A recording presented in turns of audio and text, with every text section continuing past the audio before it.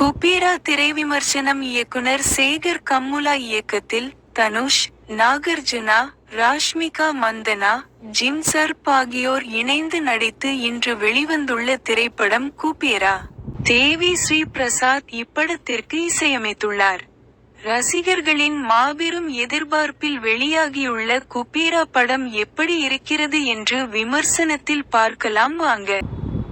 மத்திய அரசின் எரிவாயு திட்ட ஒப்பந்தத்தை பெறுவதற்காக .1 லட்சம் ரூபாய் கோடியை சட்டவிரோதமாக கைமாற்ற தொழில் அதிபர் ஜிம் சர்ப் நினைக்கிறார்.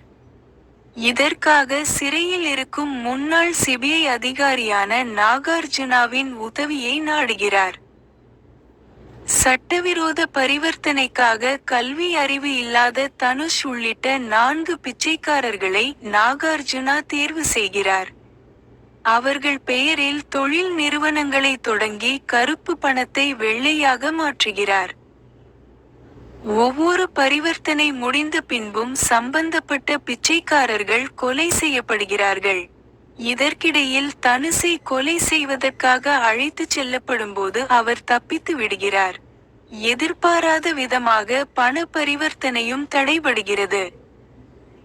தனுஷ் உயிரோடு கிடைத்தால்தான் பணப்பரிவர்த்தனை முழுமை அடையும் என்பதால் அவரை தேடி நாகார்ஜுனா தலைமையில் குழுக்களாக பிரிந்து தேடுகிறார்கள். இதற்கிடையில் ஒரு ரயில் நிலையத்தில் காதலனால் ஏமாற்றப்பட்டு அழுது கொண்டிருக்கும் ராஷ்மிகாவை தனுஷ் சந்திக்கிறார். அதன் பிறகு ராஷ்மிகாவுடன் பயணிக்க வேண்டிய சூழலுக்கு தனுஷ் தள்ளப்படுகிறார். தனுஷ் என்ன ஆனார்? கொள்ளை கும்பலின் கையில் அவர் அகப்பட்டாரா? ராஷ்மிகாவின் நிலைமை என்ன ஆனது? என்ற பல்வேறு கேள்விகளுக்கு விடை சொல்கிறது மீதி கதை. அழுக்கு படிந்த உடையும் கையில் குட்டி நாயுமாக பிச்சைக்காரனின் வாழ்க்கையை அப்படியே பிரதிபலித்திருக்கிறார் தனுஷ். சாப்பாடுக்காக கையேந்தும் ஒவ்வொரு இடங்களிலும் அவர் அனுதாபம் அள்ளுகிறார். மீண்டும் நடிப்பில் தனது முத்திரையை ஆழமாக பதித்துள்ளார். சோக முகமும் கண்ணீருமாக ராஷ்மிகா வித்தியாசமான நடிப்பை கொட்டியுள்ளார். தனுஷுடன் சேர்ந்து குப்பை மேட்டில் சுற்றித் திரிந்து தானும் நடிப்பில் கைதேர்ந்தவர் என்பதை நிரூபித்துள்ளார். இதுவரை பார்க்காத ரஷ்மிகாவை ரசிகர்கள் பார்ப்பது உறுதி. சூழ்நிலைக்காக கொள்ளை கும்பலுடன் கைகோர்க்கும் நாகார்ஜுனாவின் நடிப்பு யதார்த்தம். கண்கள் மூலமாகவே வசனங்களை பேசியிருக்கிறார். ஜிம் சர்ப்பின் வில்லத்தனம் பயமுறுத்துகிறது. தமிழ் சினிமாவுக்கு நல்ல வில்லன் கிடைத்துள்ளார்.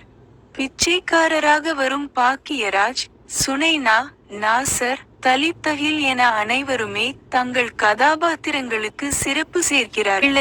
படத்தின் மேக்கிங் தரம் ரொம்பவே புரோடக்ஷன் வேல்யூவை கண்ணுக்கு முன்பு கொண்டு வந்து நிறுத்துகிறது. தேவி ஸ்ரீ பிரசாத்தின் பின்னணி இசை படத்துக்கு பெரிய பலம். குப்பை தொட்டி காட்சிகளில் நிக்கித் பொம்மிரெட்டியின் ஒளிப்பதிவு வேற லெவல். அண்டர் வாட்டர் காட்சிகள் என அனைத்து இடத்திலும் தத்ரூபமாக ரசிகர்களை அந்த இடத்துக்கே கொண்டு சென்ற விதம் அருமை. காதலன் ஏமாற்றிவிட சாக முடிவெடுக்கும் ராஷ்மிகாவை தனுஷ் காப்பாற்ற அதன் பின்னர் இருவருக்கும் இடையே ஏற்படும் எமோஷனல் கனெக்டை யானையை வைத்து சொன்ன விதம் அருமை. ஆரம்பத்தில் இருந்தே படம் யதார்த்தத்துடன் நகர்ந்த விதம்தான் படத்தை பார்க்க தூண்டியது. போய் வா நண்பா பாடல் இடம்பெற்ற இடமும் தனுஷின் ஆட்டமும் சரவெடி மைனஸ். ஆனால் இறுதியில் கிளைமேக்ஸை நோக்கி படம் நகரும் இடத்தில் அடுத்தடுத்து எந்தவொரு திருப்பமும் இல்லாமல் சட்டென பழிவாங்கும் நடவடிக்கையாக படம் முடிந்திருப்பது சற்றே ரசிகர்களை அதிருப்தியடையச் செய்யலாம்.